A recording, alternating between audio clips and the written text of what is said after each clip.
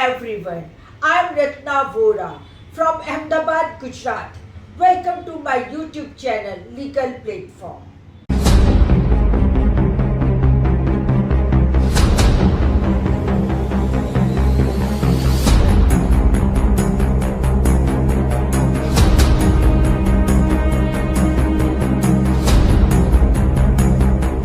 This video I will be presenting both in English as well as in Hindi to reach to my wider audience.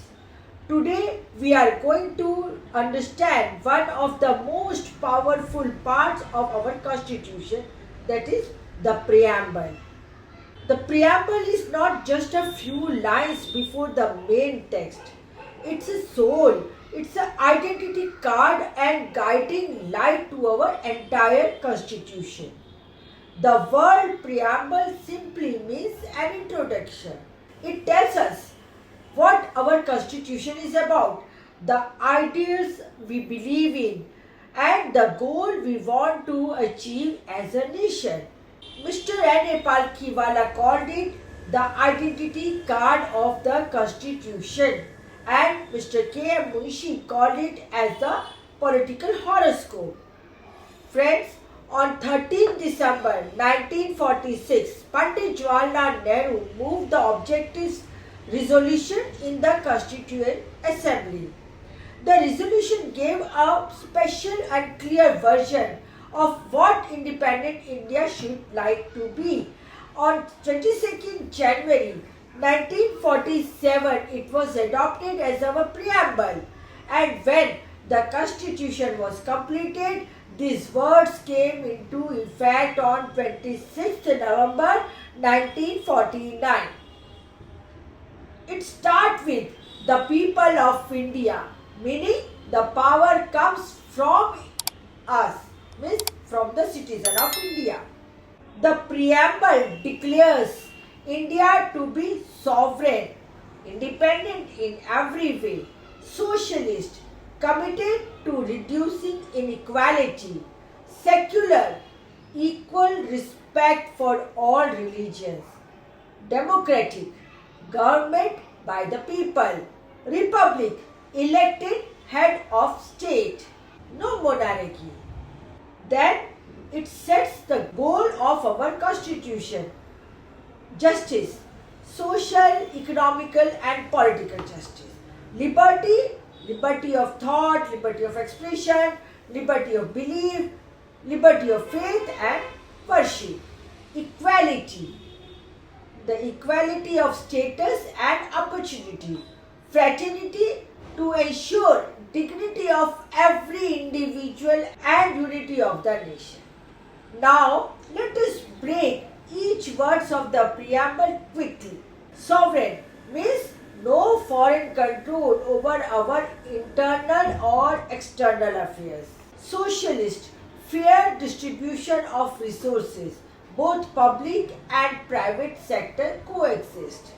Secular, the state has no religion, treats all religion equally. Democratic, leaders chosen by the people, right of all, no hereditary ruler, everyone can aspire to the highest offices. Social justice, no discrimination by caste, color or gender, reduce economic and wealth gaps, equal political rights to all. Liberty, liberty means freedom within the limits of law. Equality, equal treatment and opportunities. Fraternity, brotherhood, dignity and unity. Why preamble is important? In fact, the preamble is like the moral compass of our democracy. It helps judges interpret laws, guides lawmakers and inspires citizens to work towards justice, equality, liberty and unity. It celebrates India's unity in diversity. Some important Supreme Court decisions have come and shaped our understanding. Berubari case 1960 said that preamble is not the part of the constitution.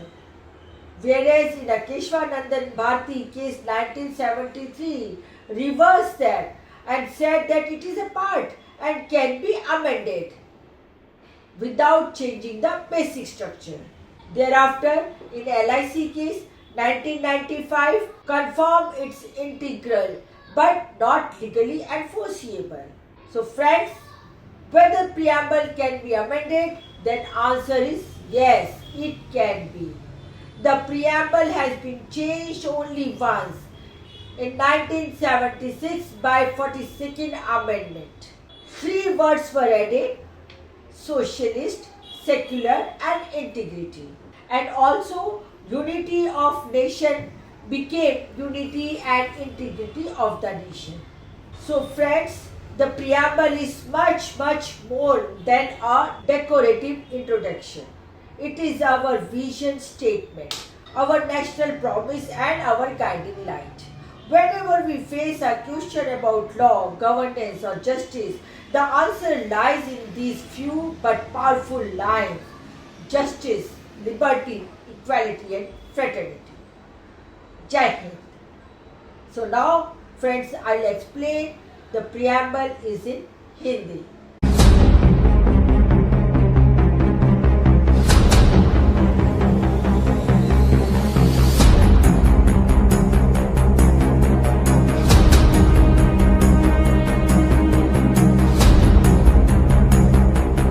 नमस्कार, आज हम बात करने जा रहे हैं हमारे संविधान के सबसे महत्वपूर्ण हिस्सों में से एक, जिसे प्रस्तावना कहा जाता है, अर्थात इसे प्रियम्बल भी कहते हैं।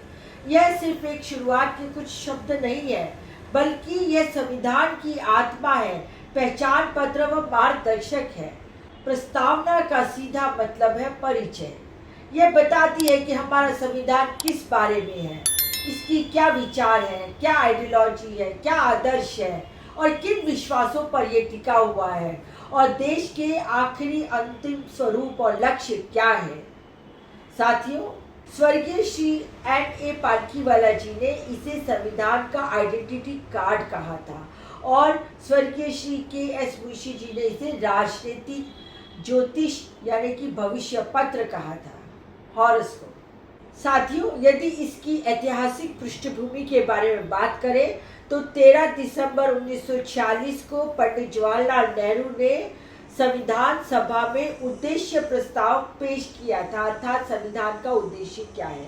इसमें स्वतंत्र भारत का विजन साफ तौर पर बताया गया था कि यदि भारत स्वतंत्र होगा तो किस तरह से वो अपना काम करेगा। 22 जनवरी 1947 को यह प्रस्तावना के रूप में अपनाया गया और 26 नवंबर 1949 को संविधान के साथ यह लागू किया गया। अब इस प्रियम्बल मतलब प्रस्तावना हमारी क्या कहती है? ये कहती है कि हम भारत के लोग, इससे शुरुआत होती है, यानी कि शक्ति जनता से आती है और ये घोषणा करती है कि संपूर्ण प्रभुत्व संपन्न सोवरेनिटी, पूरी स्वतंत्रता, समाजवादी असमानता को कम करने का संकल्प लिया जाता है। पंथ निरपेक्ष अर्थात सेक्युलर, सभी धर्मों के प्रति समान सम्मान होगा। लोकतांत्रिक डेमोक्रेटिक, जनता द्वारा चुनी हुई सरकार होगी। गणराज्य, वंशानुगत शासन नहीं, चुना हुआ राष्ट्र अध्यक्ष। साथियों, इसके बाद यह संविधान के लक्ष्य को तय करती है प्रस्तावना, जैसे न्याय, न्याय मतलब सामाजिक न्याय, आर्थिक न्याय और राजनीतिक न्याय। स्वतंत्रता, विचारों की स्वतंत्रता, अभिव्यक्ति की स्वतंत्रता, विश्वास की स्वतंत्रता, धर्म और उपासना की स्वतंत्रता। समानता की बात करते मतलब हर व्यक्ति को हर दर्जे पे, हर अवसर पर एक समान अवसर व समानता मिले। बंधुता, जिससे व्यक्ति की गरिमा और राष्ट्र की एकता व अखंडता बनी रहे। तो साथियों, प्रमुख शब्दों की व्याख्या अगर हम देखें और संक्षेप में समझे तो वह कुछ इस प्रकार से: संपूर्ण प्रभुत्व संपन्न अर्थात आंतरिक और बाहरी मामलों में स्वतंत्र। समाजवादी से मतलब है संसाधनों का न्यायपूर्ण वितरण निजी और सार्वजनिक क्षेत्रों में साथ साथ। और पंथ निरपेक्ष का मतलब है कि राज्य का कोई धर्म नहीं, सभी धर्म समान। और लोकतांत्रिक लोकतांत्रिक मतलब जनता द्वारा चुने गए नेता और सभी के अधिकार। गणराज्य का मतलब वंशानुगत नहीं, मतलब राजाशाही नहीं, परंतु हर नागरिक को एक अवसर। न्याय से सामाजिक न्याय, किसी तरह का कोई भेदभाव नहीं, न जाति के आधार पे, न रंग के आधार पे, न लिंग के आधार पे, न धर्म के आधार पे, किसी तरह का कोई भेदभाव नहीं है। और आर्थिक आय और संपत्ति की असमानता घटाना, राजनीतिक सभी के लिए समान राजनीतिक अधिकार उपलब्ध करा। स्वतंत्रता से मतलब है कि कानून की सीमाओं के भीतर स्वतंत्रता हर किसी को, नागरिक को प्राप्त हो। समानता, सभी के लिए समान व्यवहार और समान अवसर। बंधुता मतलब भाईचारा, गरिमा और एकता। तो साथियों, जो प्रस्तावना मतलब प्रियम्बल है वह लोकतंत्र का नैतिक कंपास है। यह न्यायाधीशों को कानून की व्याख्या में मदद करती है, कानून बनाने वालों को दिशा देती है और नागरिकों को प्रेरित करती है। यह भारत की विविधता में एकता का उत्सव मनाती है। सुप्रीम कोर्ट ने अपने अहम फैसले जिसमें प्रस्तावना को समझाया है। बेरी मामला 1960 का, इसमें सुप्रीम कोर्ट ने कहा प्रस्तावना संविधान का हिस्सा नहीं है। 1973 में कहा कि यह प्रस्तावना संविधान का हिस्सा है और प्रस्तावना बदली जा सकती है, लेकिन मूल संरचना नहीं बदली जा सकती, अर्थात basic structure of constitution can not be change. और इसके बाद LIC का जो केस था 1995 का, उसने भी इस बात की पुष्टि की, परंतु यह बताया कि इसे अदालत से लागू नहीं किया जा सकता।